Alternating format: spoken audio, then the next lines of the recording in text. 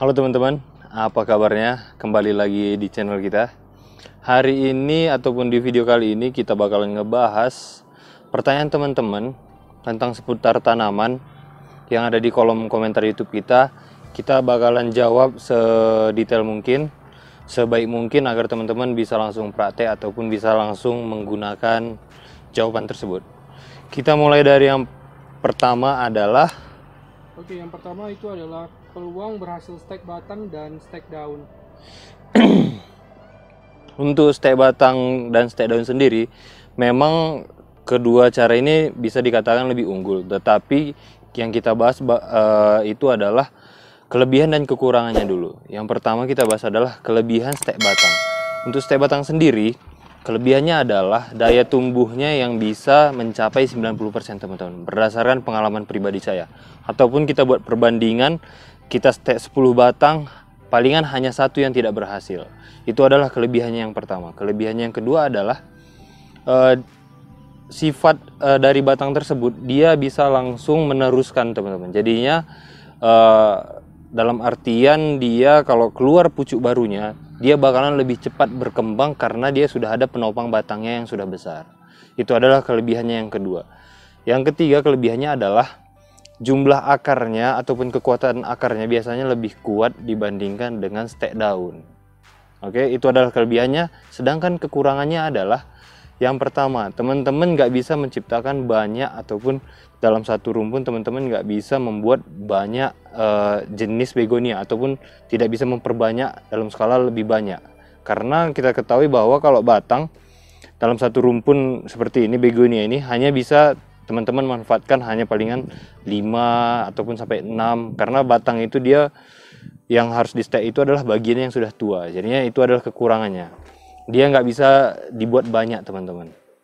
Kekurangan kedua adalah dia biasanya untuk tanaman begonianya sendiri, indukannya setelah teman-teman lakukan pemangkasan, biasanya teman-teman harus lakukan treatment khusus untuk mencegah serangan busuk bekas pemotongan batang teman-teman tadi. Jadinya itu adalah kekurangannya ya. Teman-teman harus melakukan treatmentnya. Dan yang kedua adalah kelebihan dari stek daun. Yang pertama adalah teman-teman bisa membuat lebih banyak anakan. Karena dalam satu daun seperti ini teman-teman bisa mencacah sampai dengan 2 sampai dengan 3. Sedangkan kita tahu dalam satu rimpun seperti ini teman-teman bisa mendapatkan kurang lebih 10 daun yang bisa dipangkas. 10 daun itu dikali 3 kurang lebih ada 30 bakalan anakan. Itu adalah kelebihannya. Kelebihannya yang kedua adalah dalam stek daun ini munculnya bonggol relatif lebih banyak dibandingkan dengan stek batang. Jadinya kalau teman-teman mau bonggolnya lebih banyak, biasanya kalau saya pribadi saya gunain stek daun karena kurang lebih dari daun seperti ini yang tadinya kita potong 3 atau potong 2 kurang lebih dalam satu bonggol ataupun satu bagian dia bisa menciptakan 2 sampai dengan 3 bonggol yang bakalan keluar teman-teman.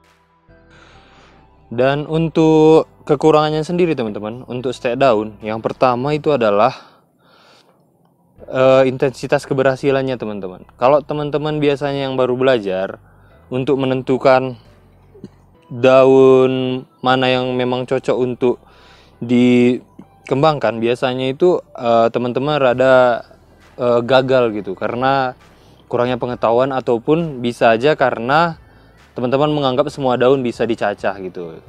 Itu adalah kekurangan yang pertama. Yang kedua adalah biasanya intensitas serangan penyakit ataupun busuk daun itu lebih besar dibandingkan stek batang.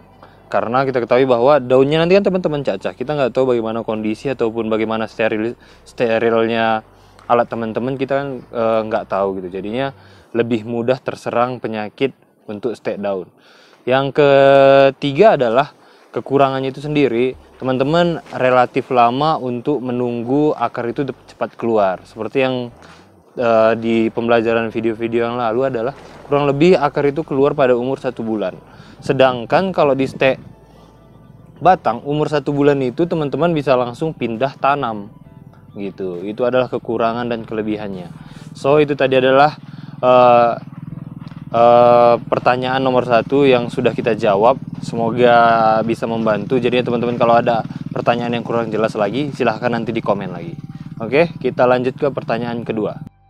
Selanjutnya adalah tentang pertanyaan media tanam sekam bakar dan sekam padi, teman-teman. Jadinya kalau saya pribadi untuk pencampuran media tanam, teman-teman, ini bukan media semai ya, ini media tanam. Saya biasanya gunain sekam bakar juga, tapi terkhusus pada beberapa jenis begonia yang memang perakarannya banyak. Contohnya seperti begonia red chili, begonia red fanta, yang dia jenis-jenis berdaun kecil, biasanya relatif akarnya lebih banyak. Saya biasanya gunakan sekam bakar karena untuk menjaga porositas tanah dan akar itu bisa berkembang, saya biasanya gunain itu lebih banyak dibandingkan tanahnya. Tetapi kalau teman-teman kembali lagi sekam bakar susah dicari, tidak masalah juga teman-teman menggunakan sekam padi gitu. Dan untuk satu lagi formulanya, biasanya berdasarkan pengalaman saya pribadi ya teman-teman, walaupun ini tidak saya anjurkan, tetapi kalau teman-teman punya sekam bakar di rumah, saya kemarin pernah membuat praktek menggunakan media sekam bakar yang sudah memang saya dibilang tidak dalam bentuk kasar lagi teman-teman. Jadinya dia dalam bentuk memang sudah pecah-pecahan gitu. Dia tidak bentuk padi lagi. Saya kemarin gunain untuk persemaian bonggol begonia. Itu intensitas keberhasilannya kurang lebih, kalau saya dibilang kurang lebih 70% teman-teman. Karena dari 10 bonggol yang saya coba, 7 berhasil, tetapi kekurangannya adalah intensitas penyiraman. Saya pribadi kemarin harus tiap hari melakukan penyiraman karena sifatnya sekam bakar itu dia tidak menyimpan air. Jadinya teman-teman harus relatif memberi waktu yang lebih untuk melakukan penyiraman. Itu adalah seputar pertanyaan tentang sekam bakar dan sekam. Pertanyaan ketiga adalah tentang seputar paranet, teman-teman.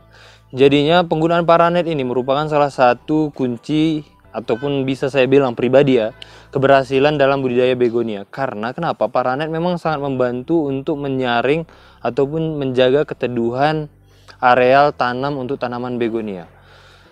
Yang menjadi pembahasan saya adalah bedanya di antara open field ataupun lahan terbuka ataupun lahan tertutup adalah penggunaan paranet.